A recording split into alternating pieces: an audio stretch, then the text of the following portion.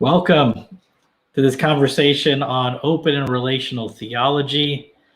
I'm Reverend Rajeev, and this is... I'm Reverend Bonnie. So good to have you here this afternoon. And we're co-pastors at Parkside Community Church, parksideucc.org. And here's how our little session here is going to go down. Reverend Bonnie's going to do a presentation on open and relational theology and process theology, as they are related. I will offer some reflections on the Open and Relational Theology Conference that we recently attended and lift up some ideas that came from that conference and share a perspective on process theology as well.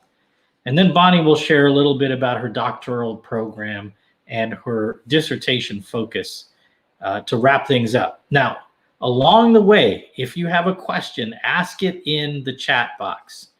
We'll see them come up, and at the end, we're going to have time to do Q&A, and we'll go through your questions. So you don't need to hold your questions or save them. Go ahead and put it up, and we'll get to those. And while you're at it, go ahead and introduce yourself. It'd be nice to know who's here and where you currently are located. And now, Reverend Bonnie. Thank you. Yes, it's wonderful to be having this conversation. We're trying out some new things back on Facebook Live and YouTube Live. So if you're here for the first time checking out Parkside UCC, then welcome. So what is open and relational theology? That's a big question because it's not a well-known term. It's just beginning to take root and take hold, and it's beginning to expand into lots of different areas of thought. So open and relational theology, I'm going to ask Jeff to go ahead and put up the first slide. We have inherited as Christians some traditional ideas about God. And we haven't inherited all of these ideas. Some of us have inherited a large chunk of them. Some of us have inherited other parts of them. But these are some basic ideas that have come through the tradition that we have been taught that God is, some attributes of God. One is God is all powerful. God's in charge. God is in control. Another idea is that God is all knowing. Omniscient is the fancy theological term, that God knows everything from beginning to end. Another idea is, and this is from the Greek expression of Christianity, that God is impassible, which means that God is not affected emotionally, that God is somehow beyond any emotional experience. Another idea, God is immutable. God does not change over time. God is all good. God is perfect in a moral sense. One term for that would be omnibenevolent. Another idea that we've inherited is that God is wholly separate from creation. Like God exists beyond time, beyond space, whereas creation and the world exists in time and in space. And then another idea is that God is ever present or omnipresent, that God is everywhere in all time. Another way of thinking that is that God is spirit. So these are various ideas that we've inherited. And we have found, many of us who have been spiritual seekers over time have found that most of these ideas about God no longer work for us. So we're going to go to the next slide. If you've watched The Princess Bride, you know this phrase here. You keep using that word. I don't think it means what you think it means. And the word that I'm referring to in this presentation is the word God. There's something in our experience, in science, in technology, in the ways that we are now globally connected, that other traditional way of seeing God no longer fits. And so we've needed new language for talking about God. We've needed new language for talking about reality and reality's relationship to God. And that is where open and relational theology sort of meets us, is in new forms of talking about God. So I'm going to go ahead and move on to kind of a very brief definition of open and relational theology, and it's on the next slide. So what is open and relational theology? Open and relational theology is a term that I believe Thomas Ord came up with as kind of an expansive term beyond a term that was formerly used, which is process theology. So open and relational theology covers it all. Process theology is one branch of open and relational theology. I tend to swim more in the process theology branch, but I love to be in conversation with the wide breadth of theologians and thinkers who call themselves, identify as open and relational. So an open and relational God is this: open in that God does not know what is going to happen next. The future remains wide open, and it's a mystery to us and to God. Another way of thinking about open is that God lives in and experiences time with us. So that's what open means, open future to us and to God. Relational refers to the way that God is impacted and influenced by creatures, by God's creation. So there's a reciprocal dynamic relationship between us and God. There's a relationship. God impacts and influences creation as creation becomes, and God is influenced and impacted by creatures in their process of becoming. And the way that God is impacted is that God feels all the feels along with us. Another way of thinking about relational is that creation happens through and with God in networked relationship. So it's not just that we are in interdependent relationship with God, but that we are in interdependent relationship with each other, with the entire universe across all time. So that relational way of thinking goes broad and deep. Another definition or aspect of relational is God happens in the world through and with networked creatures.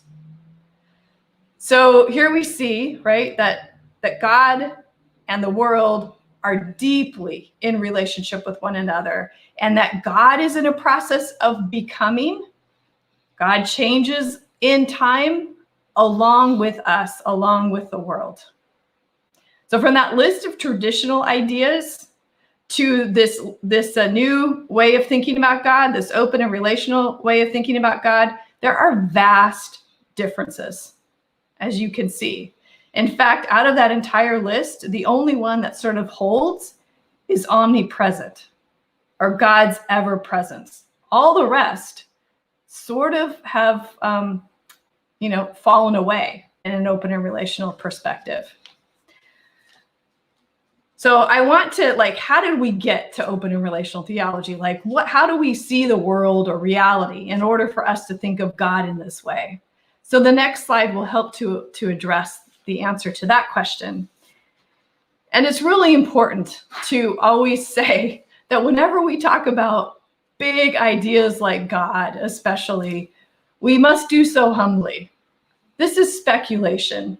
This is the result of many, many people over thousands of years searching, very much like the scripture writers that we read about each Sunday and that we lift up and that we work with today.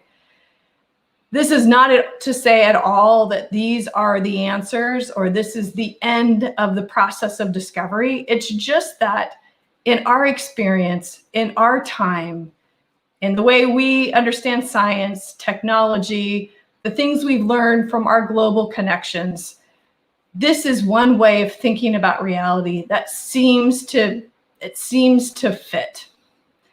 So our open and relational theology comes from process theologian or process thinker Alfred North Whitehead. He's not the only one who had these ideas. These ideas go way back to Heraclitus and probably to some other thinkers even before then. But he is the one who sort of framed it in modern terms in ways that make sense to us, physically, mathematically, etc. And he wrote this book, or actually he gave lectures that turned into a book called Process and Reality. And in there, he talks about that undergirding all of reality, like the pulse of the universe, is this impulse, this movement, this process, is creativity. Like that's what just is. That's what we can count on as the basis, the fundamental reality of all things, the ground of being, we might even say. And then God is part of that, because God, his metaphor is God is the poet of the world. So we have creativity that just is, that exists. And then we have God who orders creation by offering the possibilities to the creaturely becomings that want to be made in the world. So there's a yearning from God to see creatures become, and then there's a yearning from the creatures themselves that want to be created. I think of the Genesis story, the very first story that we have of creation, where God's Spirit hovers over the deep, over the abyss. And so there's a reciprocal relationship between those two. There's all this like raw possibility that occurs within the deep. And there's this yearning from within the deep to become creatures, to become the world. And then there's God's Spirit hovering over that is also calling, like, well, who wants to become? I'll help you. And then there's the deep itself that begins to order together, weave together all the potentialities and possibilities that exist into what we now know as the universe, the world. And that's, of course, one creation myth of many, but it's our creation myth. So God and the world work together. And as the creatures become, God is directly impacted by their becomings all along the way. So God watches and tends to that creative process. And God doesn't direct the process so much as just sort of like lure and persuade the process along. And then God directly feels the impact of those processes as they become in the world in networked relations. I know that's like a lot of complicated stuff, and it you're holding so many layers together in open and relational thought and in process theology, but that's why it appeals so much to me, because it's not something you can simply distill into very simple sound bites. It's complicated. The world is complicated. Sometimes the complexities overwhelm us. And this is one way of thinking about it that helps us to be able to talk about it and explain it to one another and wrestle with it through the complexity rather than sort of having to negate the complexity. So the next slide, if we can move to the next slide. Here is one aspect of many aspects of open and relational theology that people often have questions about. Well, if God is not in charge and not in control, because in open and relational theology, God is not in charge, nor is God in control in the traditional sense. God is not some sort of like dictator, ruler, interventionist who sort of decides the course of history. And then if it doesn't go exactly the way God wants, God will, adjust or move things around, change things. This sort of a God can't function in that way. So remember we talked about underneath all of reality is creativity, this impulse, this pulse that undergirds all of the universe. Creativity in this way of thinking requires freedom. Like creativity and freedom just coexist. They have to be together. So as creatures become, as the yearning to become is manifest, God must offer all of the available possibilities to that creature in relationship to all the other creatures that are becoming. All the available possibilities, even the possibilities that may not be in their best interest. But if it's available to that creature to integrate into their process of becoming, God offers it. Now I believe that creativity's impulse moves toward enlarging beauty, novelty, and creaturely co-flourishing. We think of Dr. King, that the moral arc of the universe is long, but it bends towards justice. This is in that same vein of thinking. That yes, there's things that happen along the way that we may not appreciate, that may not be in line with our vision of beauty and novelty, or God's vision of beauty and novelty and co-flourishing. But that's because we're never quite there. There's always more to do. There's always the next step to take towards that beauty, towards that justice, towards that peace and love. So God's power, if it's not all controlling and dictatorial or interventionist, like traditional ways of thinking were, then how does God's power work? God's power functions as persuasion, as Whitehead calls it, as lure, like appealing to the creature's desire. And God aims towards the best for every single creature, even though sometimes the best for one process is not the best for another process. I mean, we know that sometimes these sort of contradict each other. And God is holding all of it, all of these processes and their networked relationships and these societies of relationships. And God is tending to each particular process of becoming. But it is ultimately up to the creatures, from the tiniest cell in our bodies, for example, to the largest galaxy.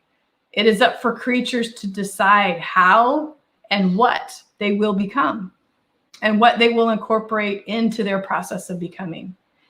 And they're not just incorporating what God offers, they're incorporating what those around them offer as well. So we incorporate, for example, I incorporate what Reverend Rajeev offers to my process of becoming, and he does. And we do that all the time in relationship to one another. And our possibilities have enlarged greatly in recent decades because now we're connected. Like we actually have this word, social networks, all across the globe. So what is possible now to each of our becomings is so much more vast than it ever has been in Earth's history. So the next slide is some of the things that I'd like to highlight. There's, like I said, you can take entire doctoral programs in this way of thinking. So we're just hitting a few of the highlights. But here are some things that I think are amazing possibilities in open and relational theology. Our lives in each moment impact what is possible to all future becomings. We all have skin in this game called life. And we can contribute to one another's co-flourishing, or we have the option to contribute to one another's, whatever the opposite of that would be, devolution, I guess. The other possibility is that God is, and this is a UCC idea, God is still speaking, listening, learning, growing, understanding, wondering, experiencing, and changing along with all of creation. So you might have heard, this is an old saying, you might have heard, God is not finished with me yet. I'm still in process. I may not be perfect, something like that, but that's because God is not finished with me yet. Well, there's the other side of that in open and relational theology. We aren't finished with God either. God moves and changes with us. And for those of us who find out about God in Scripture, there's a lot of scriptural evidence to support this idea of open and relational theology, because we do read about God's relationship to people and how God changes God's mind as a result of those relationships. So another possibility in this way of thinking, that ultimate power, contrary to some people's ideas of what is all powerful and what is ultimate when it comes to power, that it's not about might, but instead ultimate power is relationally attuned, persuasive love. And many of us, especially maybe those of us who are parents, we have learned that the more relationally attuned and the more loving that we are with our children and their processes of growing up, the more likely it is that we will actually impact and affect their process of becoming in a positive way. So with God, it's similar. It's similar. And then the last, actually, there's going to be another one that's not on here that I'm going to lift up too, but here's the last one on the slide. Evil and suffering and pain exist. They exist in a world in process, and they exist as a result of creativity and freedom. God can't change that. That phrase, God can't, people struggle with sometimes, because it's hard for some folks to think of God as limited. In a process theology perspective and an open and relational theology perspective, God can't change the reality of evil, suffering, and pain. God is directly impacted with us by suffering. However, because God takes all of that into God's self, into God's process of becoming, the learning from that can become available to the future. And many of us, and this is the last one that's not on the slide, many of us who are committed to working for justice, to think about all that the ancestors of our country, the ancestors of many peoples around the world have endured to make the future better for their descendants, for their children. Open and relational theology affirms that. It is that the way that their becomings have become held in God now makes new things available to us, so that we can learn from that experience and incorporate new things into the future. So that's just some of the big ideas in open and relational theology or process theology. And I'm so looking forward to the questions that you have. And Reverend Rajeev is going to share a little bit about his experience at the conference. So we've been studying process theology and open and relational theology for some time. Reverend Bonnie is really the expert, the in-house expert on the matter. And what she just laid down is a lot of information. If this is brand new to you, more than once you're probably like, what?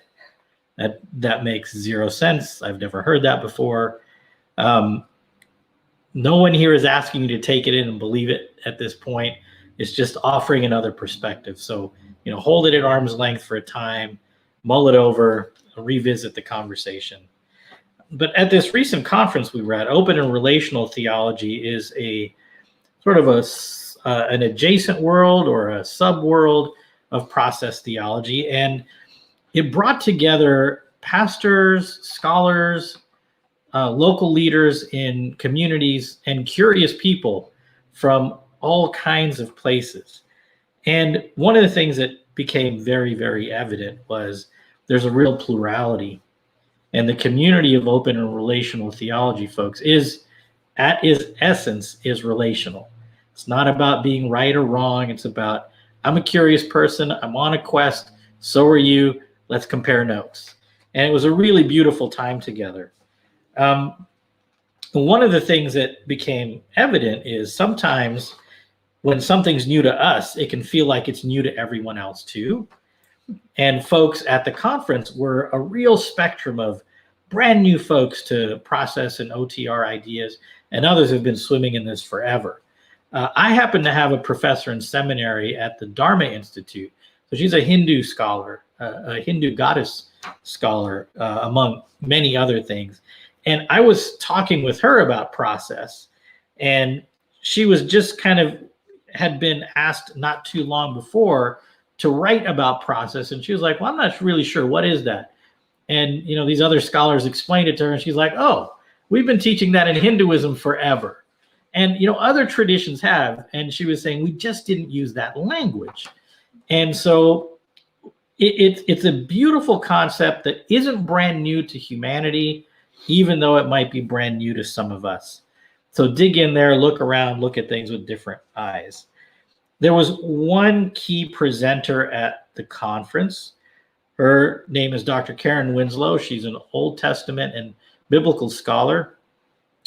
And she offered a couple of ideas that just really kind of grabbed me. They were super simple, which sometimes the most grabbing ideas are really simple.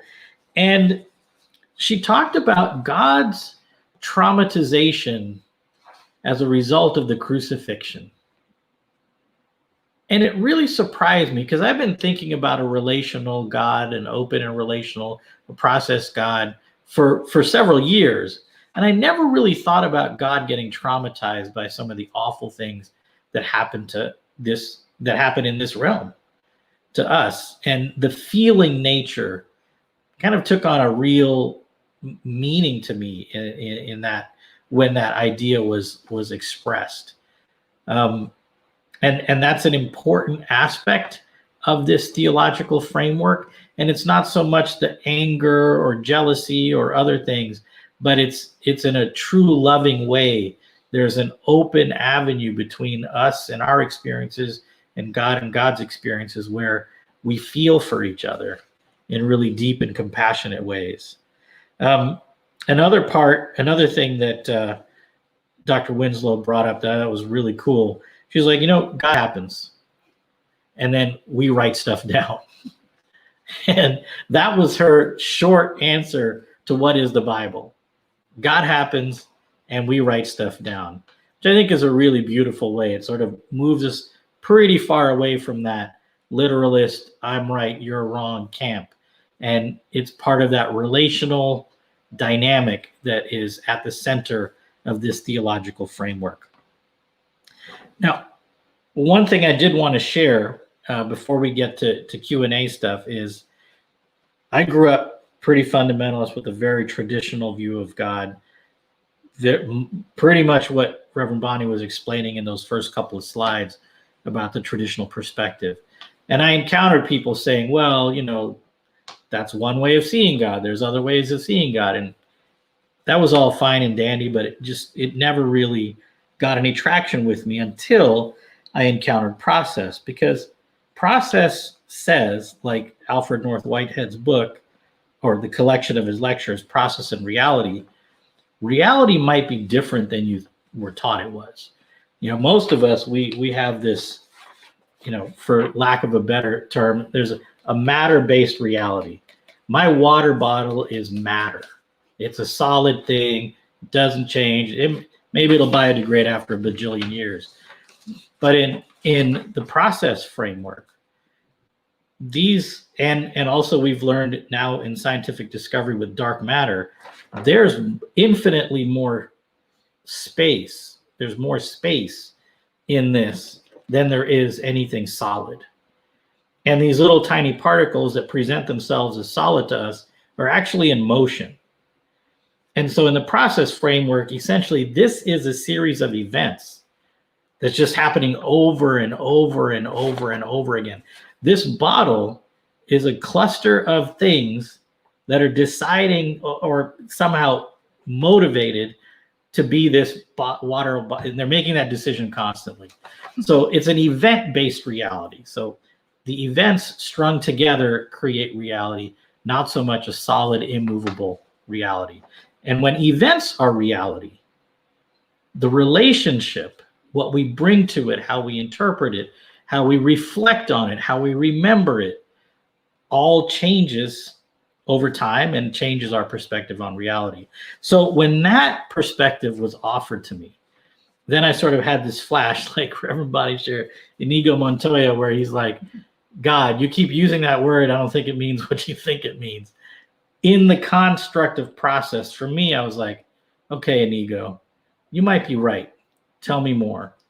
And I'm still on that quest to be told more, to learn more, and I'm loving every step of the journey. So if there are any questions, now's the time to put them in the chat. We will see them. It might be a few seconds delay, and we'll do our best to offer some thoughts. And while you're thinking of your questions, I just wanted to share a little bit about the research that I'm doing for my doctoral dissertation. I'm excited. I'm just at the very beginning of the process, so I'm sure it will change as time goes on. And I'm very thrilled to be working with Dr. Ord, Dr. Thomas Ord, who is the author of many books. One of the most accessible books he just released called, it's right here.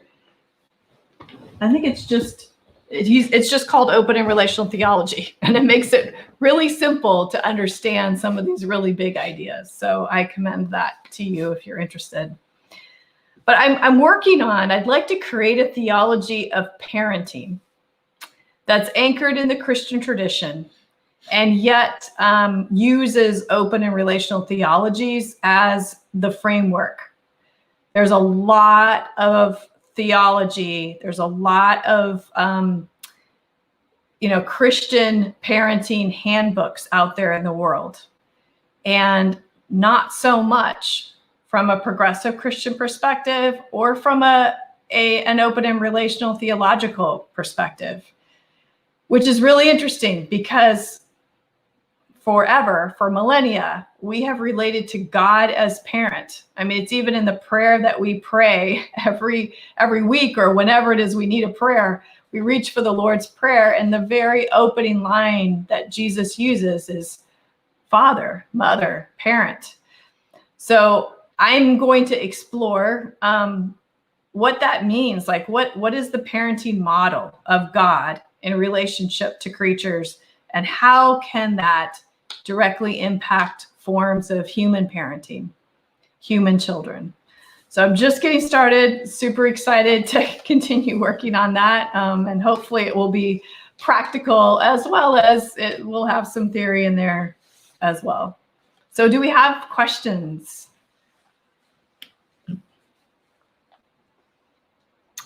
So Michael's asking, does this theology posit the existence of some kind of goodness that is outside God, so that God could choose to be good or to not be good?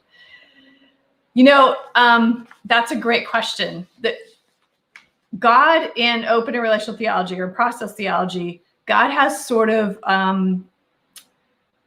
Charles Hartshorne calls it's dipolar theism. So there are a couple of aspects of God's nature. One is God offers all the possibilities to the becoming subject. And alongside that offering, God offers, here's the best way forward. It's called the initial aim. And then the one that's becoming chooses how much of that aim they will incorporate in their becoming and how much they will ignore that. I mean, it's always offered. And the goal of God is definitely towards beauty and novelty. And, we might call it goodness. However, I think not all, but most process theologians would say that aspect of God is not so much God is loving, but that this idea of morality is more a human notion for particular times and places than it is a godly notion. So you wanted to add some more to that? Well, I have a question for you. And, language is a big deal in a lot of this. Yes. You talk about God offering, and I'm wondering if available might be a better word for it, because I think about, to use an illustration, there's Costco. You walk into Costco, there's a ton of stuff available. Right. But when you walk through certain aisles, sometimes they're offering you samples, which Yeah. is a little bit more of an aggressive sales pitch. Mm-hmm. And I'm wondering, because it's all available in God, the good, the bad, the ugly. Mm-hmm. And it's the becomer that's sort of making discerning processes. Mm-hmm.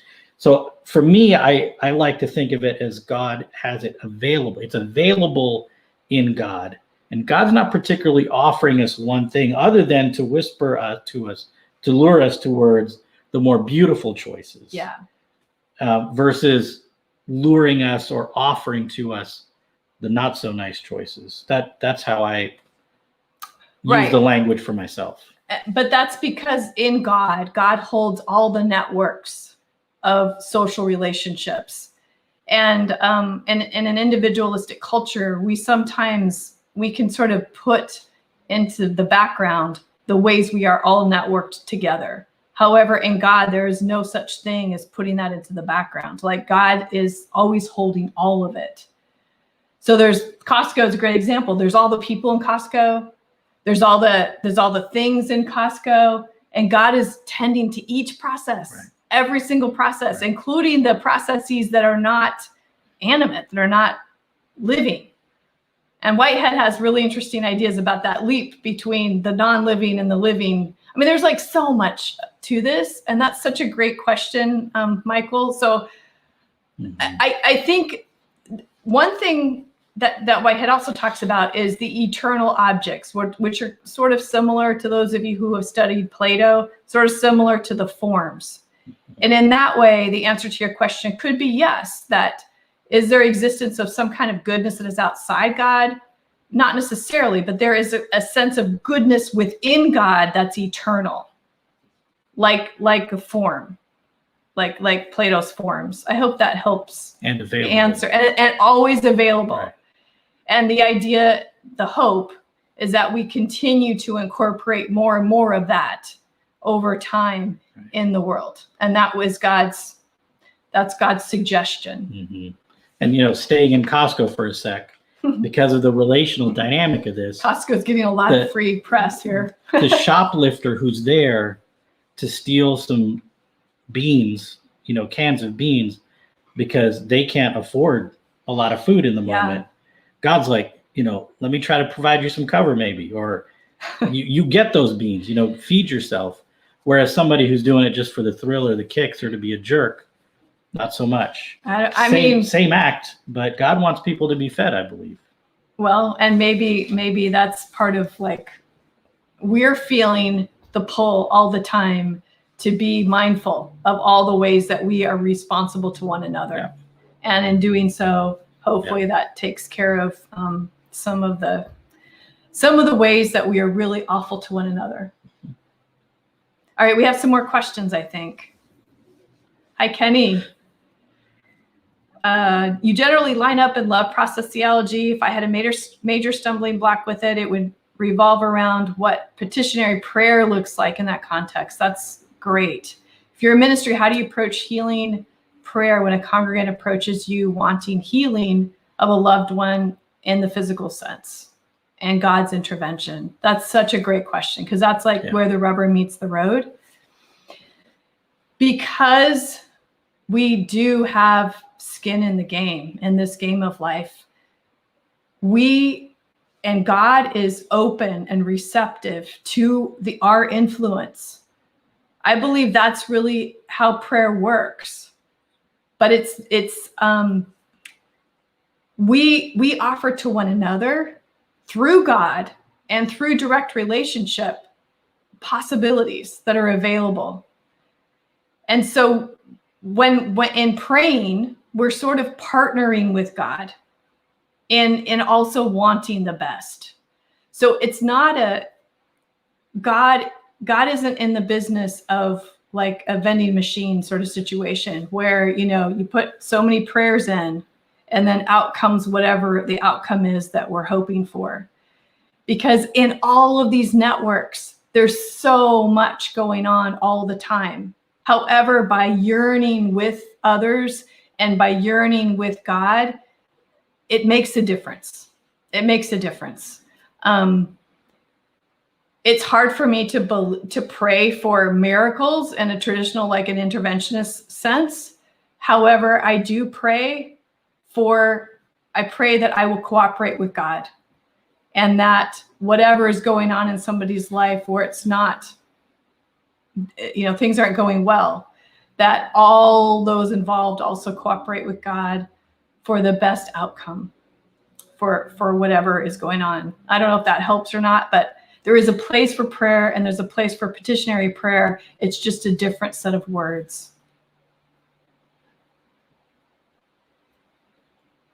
Thank you so much for that question. There's a lot more to say about it, especially about evil, suffering. Maybe we can have another conversation at another point about it. Are there any other questions? A short statement of process theology. Yeah, do you want to try that? Not really. Yeah, Cheryl, it's a good question. I'm sorry that we didn't get that first part out to you in some way. Maybe the quickest thing, the way I put it, and this is, again, the resident expert is right here, but creativity is the ultimate force in the universe.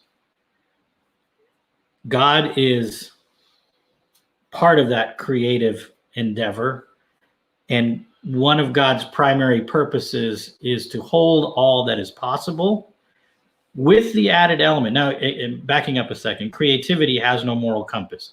Creativity is just in the business of making things happen, trying stuff out, banging things together, whatever. It's all part of creativity. God holds everything that's possible within the scope of creativity, but with the added element of trying to lure us, sort of whisper us over to harnessing creativity for beauty and mutual co-flourishing. Yeah, and another way of maybe describing it is that we're all in process, that collectively we make what's possible for the next future, for the future becomings. And we do that with God, who is also in process with us.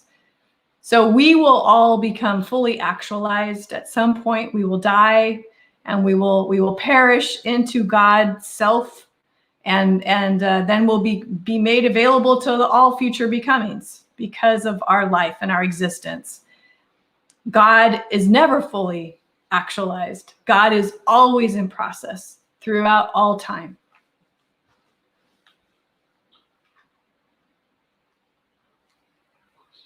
Yeah. Jeff has a question. How does process approach more traditional constructs like the Trinity, where God manifests in God's self in other ways? So Jeff's question is like, how does God approach how does process approach ideas, Christian ideas like the Trinity, for example, or other ways of God manifesting God's self? There are a lot of Christian theologians that have done work on this. Joseph Bracken, who is a Jesuit priest, has done a lot of work on this. And I really appreciate the work that he's done because it's quite convincing. If God is relational, then it may be difficult to see God as relational if God is sort of one. Because how is a God that is one, how can relationship be embedded in that one? So Joseph Bracken talks about, he uses Whitehead's, he uses the term fields of societies. And societies are like social relationships of becomings. Like a human being is a society of becomings, because within us, we have all these cells that are working together, all with their own, limited type of consciousness, so that we can experience kind of a very advanced, complex experience of consciousness, only made possible because of all of these societies of becomings that make us human, if that makes sense. So using that idea, Bracken wonders, could God be three societies in one, like the Trinity? And then within God's self is relational. God, like there's a relational life within God that is never fully actualized, but is always in process. And theoretically, it's a super cool idea. I think I'm attracted to it. I also am on, Tuesdays and Thursdays, I feel this way about it. On Mondays and Wednesdays, I feel another way about it, because I also, those folks who are Unitarian and our Muslim friends and Jewish friends, they would all say God is one. God is one, and God may be made up of all, but all of that becomes one in God. So I think it just depends on, we're all speculating here. But it's a great question, Jeff. It depends on, I think, what strikes you and in your experience and in your understanding of science and so on.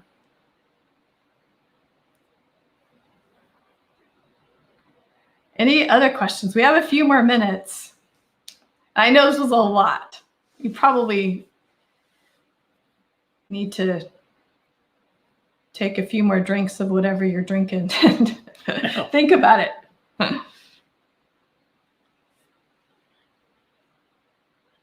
I have a huge stack of books back here.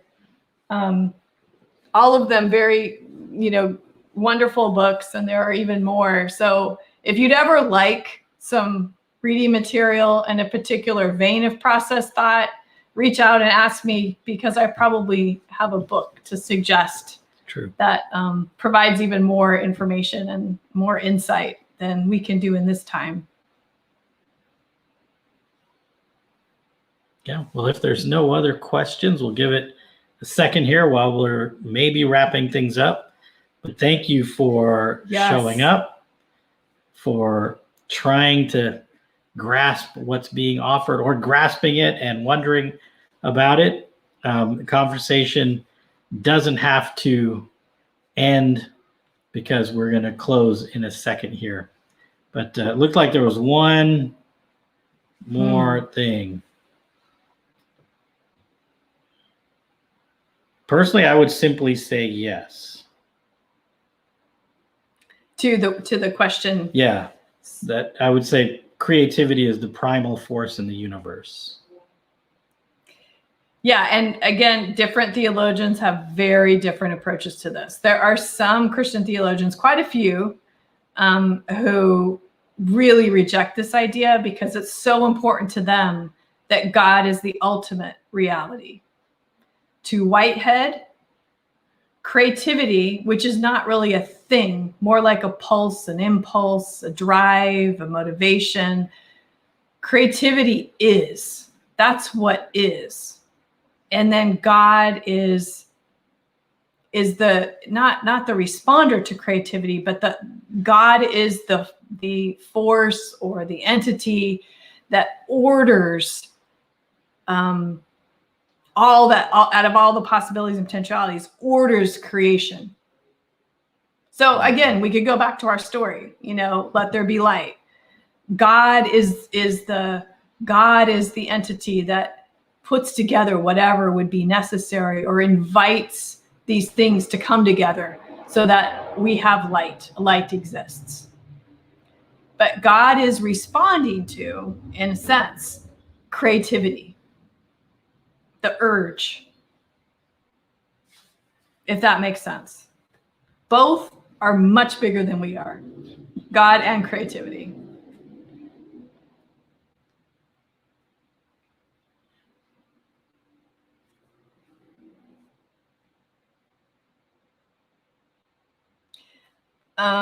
Is there anything else more basic than God? Other than creativity, I don't think. Mm-hmm. Yeah, I'm not exactly sure what you mean so. by basic, Michael. But yeah, I know the words fail us sometimes. Like I'm not. Yeah, And it's not necessarily a hierarchical Right. commentary about creativity being essential and God being Both the are holder of essential. All of possibility. it's essential. It's not really a hierarchical comment or idea. It's relational. It's a relationship. Yeah. How you're structuring your dissertation study. It's not straight lit review. No, there will be some interviews as well. So lit review is part of it, interviews, and then I'm going to do some original work in thinking about how some of these various ideas can come together and integrate into maybe something new that will hopefully contribute to the conversation. But yeah, thanks for that question, Cheryl. So I have a question that maybe both of us can take a shot at answering as we're wrapping up here. This framework of God, how has that been meaningful to you in your journey as a spiritual person and also your life as a minister? Yeah. Well, I also, like Rajeev, I inherited many of those ideas about God that were on the first slide that I shared with you. And, as a young person, many of those ideas made a lot of sense to me. They provided a kind of comfort. There's a God's in charge. There's a plan for my life. This sense of, God knowing everything all the time, including from beginning to end of all the things.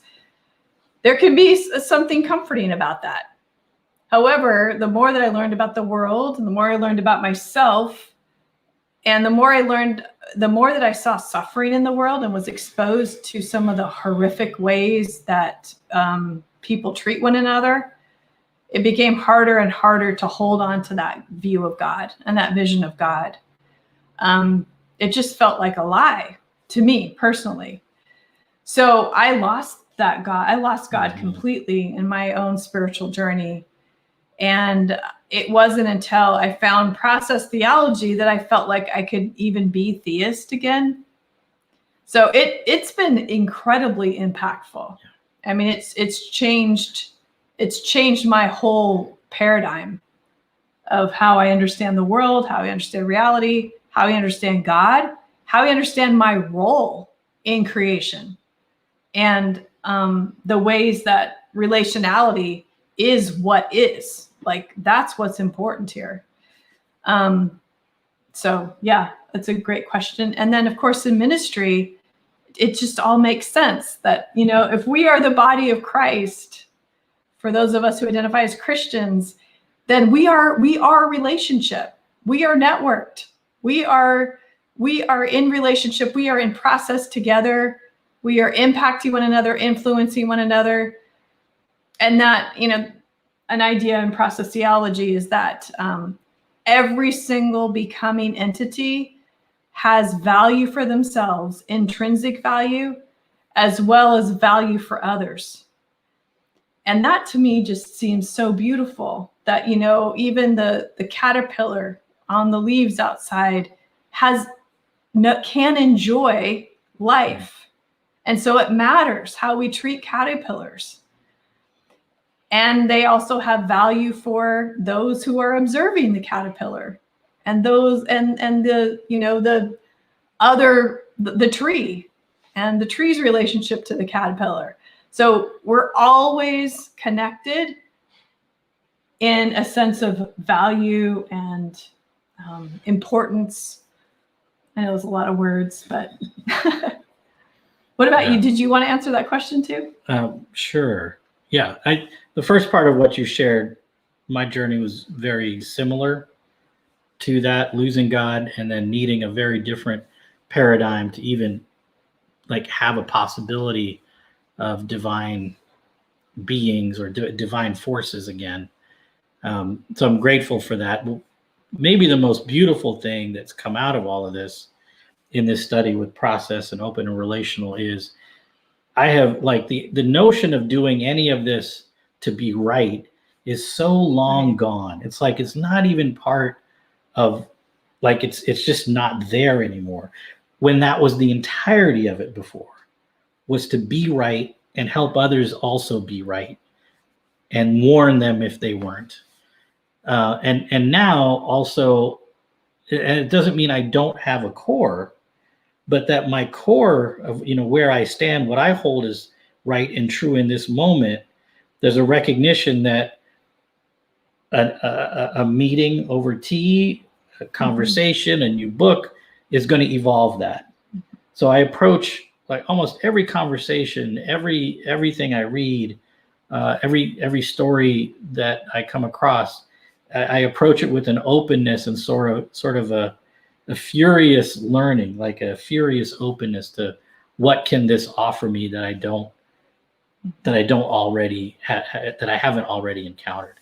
So that's been really special. And kind of looping back to Kenny's question about intervention, in light of all of this, I would say in a ministerial pastoral sense, trying to bring focus to the companionship of everyone involved, the relationality of everyone involved. So trying to help make sure the person who's suffering isn't alone, both in a real literal way by bringing folks into company, phone calls, texting, whatever it might be, but also reminders and pleas to all the others that are in relationship, nurses, janitors, healthcare workers, bereavement counselors, that they all bring their best selves to the relationship to care for that person. And in that way, some sort of intervention may happen, because when care comes together from all these different relational angles, the best hope for healing is possible. And so it's changed significantly the way I pray and plead for divine presence. And yeah, I too, I don't think God swoops in and fixes things in the way that I once thought. Mm-hmm. Nor does God know how it will end up. Right. And yeah. So we're on the adventure together. Right. In partnership. Yep. With God and with one another.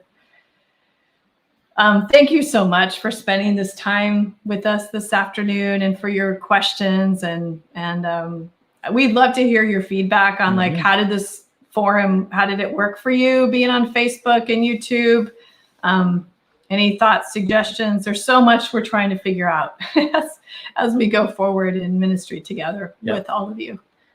If you do want to reach out afterwards about this conversation or something else, best way to get to us quickly is through our website, parksideucc.org.